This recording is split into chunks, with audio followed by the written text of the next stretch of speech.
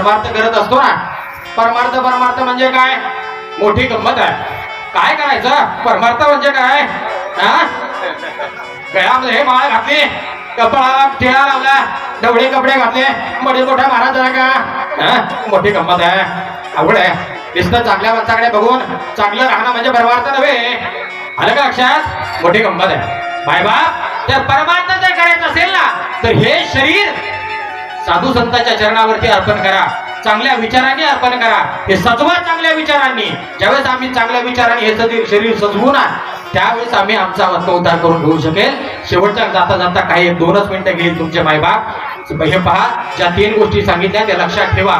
अन्न मान धन हे प्रारब्धाच्या अधीन असतं. तुम्ही आम्ही कितीही रात्रंदिवस पैसा कमवत असलो तरी प्रारब्ध जर आपलं बळकट असेल तर तुम्ही आमचं जीवन चांगले. म्हणून माणसाला प्रेम देत राहा. खरा तो एकच धर्म, जगाला प्रेम अर्पावे, जग कुणाला व्यर्थ शिनवावे. ही शाळेत खूप सुंदर प्रार्थना होती, खूप आम्ही त्याचा वेगळा अर्थ काढला. खरा तो एकच धर्म, जगाचे बांध कोरावे. नाही मायबा, त्याने सुख आम्हाला कधीच मिळणार नाही. खरा तो एकच धर्म, जगाला प्रेम अर्पावे. जगावरती प्रेम करा, जगाला तुम्ही प्रेम द्या, तुम्हाला प्रेम मिळेल. तुम्ही जगाचा द्वेष करा, तुमचा द्वेष केला जाईल. म्हणून मायबा प्रेमानं सगळ्यांशी वागा. आयुष्य आपलं सुंदर असावं, प्रेमानं जगावं. ज्याच्याकडे पाहावं त्यांनी हसत मुखाने आपल्याला नमस्कार करावा. या परिवाराचं सांगावे तेवढे खूप धन्यवाद थोडे आहेत मायबाप. या परिवारानं हा सुंदर उपक्रम केला. मी म्हणेल बाबांच्या गळ्यामध्ये बाळ होती, त्यांच्याकडून परमार्थ झाला ते झाला, परंतु त्यांच्या पश्चात त्यांच्या पाठीमाग या परिवारानं हा सुंदर उपक्रम करून बाबांनी लावलेल्या संस्कारांची देवाणघडण ही आज दाखवून दिली. त्यांच्या प्रेमाखातर आलेली ही माणसं आज सांगतायत की माणसाने जगावं कसं. म्हणून मायबाप आहे तोपर्यंत प्रेमाने जगा. आई साहेब तिथं अशी असतात, आईची रात्रंदिवस सेवा चालू आहे मायबाप. आणि याच्यासारखा वेगळा परमार्थ नाही हो. परमार्थ म्हणजे काय असतो, एकामेकीला आदरानं बोलावं, प्रेमानं बोलावं. मायबाप सांगितलं अन्नमान हे तर प्रारब्धाच्या अधीन आहे. थोडक्यात एकच काही क्षणात तुम्हाला एक गोष्ट सांगून जाईल, सगळ्याला ज्ञात आहे. काही दिवसापूर्वी, काही महिन्यांपूर्वी एक विमान 251 प्रवासी घेऊन काही क्षणामध्ये त्या अहमदाबादच ना, अहमदाबाद मधून उड्डाण करणार होतो. त्याच्यामध्ये असणाऱ्या प्रवाशांनी घरी फोन केला, आई मी येते ग. एखाद्या मुलीनं आईला फोन केला, एखाद्या मुलानं केला, बाबा मी येतोय, आज येणार आहे, काही वेळात उतरेल, मी येतोय का घराकडे. एक तर अशी व्यक्ती होती, तिची पत्नी भेटायला येणार होती. नवरा बायकोची बऱ्याच वर्षानंतर भेट होणार होती, कितीतरी वर्षांनी. त्यांनी सांगितलं आम्ही बसतोय. काही क्षणाचा वेळ गेला, सर्वजण विमानात बसले आणि विमान उडालं. काही क्षणामध्ये त्या विमानाचा अपघात झाला. भाईबाप होत्याचं नव्हतं झालं. अहो काय कुणी विचार केला असेल का, आपण ज्या विमानामध्ये बसलो इथं आपलं मृत्यू होणार आहे, आपला शेवट होणार आहे, कुणाच्या मनात तरी असेल का हो. राहून गेलं मायबाप. क्षणाचाही भरोसा नाही. हा पाण्याचा बुडबुडा जीवन आहे. म्हणून आपल्या सगळ्यात मोठं या कलियुगाचं जर शस्त्र कोणतं असेल ना मायबाप ते हे शब्द आहे. म्हणून माऊली ज्ञानोबा सुद्धा सांगतात माणसाला बोलावं कसं, साच आणि मवाळ, मितुरे आणि रसाळ, शब्द जैसे कल्लोळ अमृताचे. प्रेमानं सर्वांशी बोला, प्रेमानं वागा. पहा ज्या 253 252 काही आकडा असेल तेवढेही लोक त्या ठिकाणी ज्यावेळेस अपघात झाला त्यावेळेस काही मृत्युमुखी पडले. अहो जे विमान ज्या गोष्टींवरती पडलं मुलांच्या, तिथं काही डॉक्टर होणार होते. काय होणार होते, उद्याचे डॉक्टर होणार होते.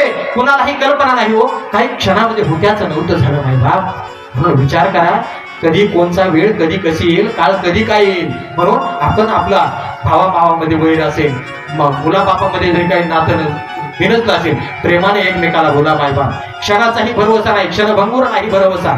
या वारे सावध सोडा माया आशा, हे सोडून द्या सगळं मायबाप. प्रेमानं सर्वांशी बोला, थोरांचा आदर करा, थोरांना प्रेमाने वागा. आणि प्रारब्ध बळकट कसं आहे, ज्या वेळेस ते विमान कोसळलं फक्त शेवटचं ऐका, त्या अख्ख्या विमानातून फक्त एकाच प्रारब्ध बळकट होतं आणि अख्ख्या विमानातून किती जण वाचला, एक जण मायबाप. म्हणून कोण वेळ कशी येईल. त्याच्यानंतर झालेलं आपले महाराष्ट्र राज्याचे उपमुख्यमंत्री अजितदादा पवार, त्यांना सुद्धा वाटलं असेल का हो, काही क्षणापूर्वी विमानातून अख्खी बारामती पाहिली हो. काही क्षणापूर्वी अख्खी बारामती आपल्या डोळ्याने पाहिली आणि काही मिनिटांच्या कालावधीमध्ये ते विमान कोसळलं आणि होत्याचं नव्हतं. मायबाप क्षणाचाही भरोसा नाही. म्हणून मायबाप आपल्या घरामध्ये असणाऱ्या थोड्यांचा आदर करा. काय झाले अलीकडे वडीलधाऱ्यांचा आदर कोणी करत नाही, वडीलधाऱ्यांना प्रेमाने कोणी बोलत नाही, काहीच लागत नसतं मायबापाला. आम्ही आतापर्यंत आईच्या भरपूर कविता गायल्या, आम्ही आई लक्षात ठेवली, कारण आईनं आम्हाला कडेवर घेतलं मायबाप. एक सांगू मायबाप, आई आम्हाला येते कारण आईला वाटतं मी जे पाहते ना ते माझ्या मुलानं पाहावं, आईला वाटतं मी जे पाहते ते माझ्या मुलानं पाहावं. परंतु तोच बाप आपल्याला काय करत असतो, खांद्यावर घेत असतो, कारण बापाला वाटत असतं मी जे नाही पाहिलं ते माझ्या मुलानं पाहावं. हे बापाचं कर्तव्य, हा बाप असतो. म्हणून तो बाप आम्ही कुठेतरी विसरत चाललोय. मायबाप कृष्णाला ज्यावेळी जन्म झाला त्या कृष्णाला आम्ही माता यशोदा लक्षात ठेवली, आई लक्षात ठेवली हो, पण तोच कृष्णाला घेऊन येणारा ती वसुदेव आम्ही विसरून गेलोय. पुढे माझ्या छत्रपती शिवाजी राजांना आम्ही वंदन करतो, त्रिवार वंदन करतो, परंतु ते छत्रपती घडवत असताना त्यांचे वडील शहाजी राजे त्यांनी कित्येक वेळा हातामध्ये बेड्या ठोकून घेतल्या, गुलामगिरीची गुलामी करावी लागली. त्या बापाला कुठेतरी विसरत चालू. मायबाप बाप असतो तरी काय, बाप अहो आई कळस असते घराचा तर बाप पाया असतो घराचा. आणि जेव्हा पाया ढासळतो ना तेव्हा घराचा कळस ढासळायला वेळ लागत नाही मायबाप. म्हणून आहे तोपर्यंत किंमत लक्षात घ्या. माझे हे वडील 2 वर्षापूर्वी गेलेले आहे आणि गेल्यावर किंमत कळते मायबाप वडिलांची. सोपं नाही एवढं.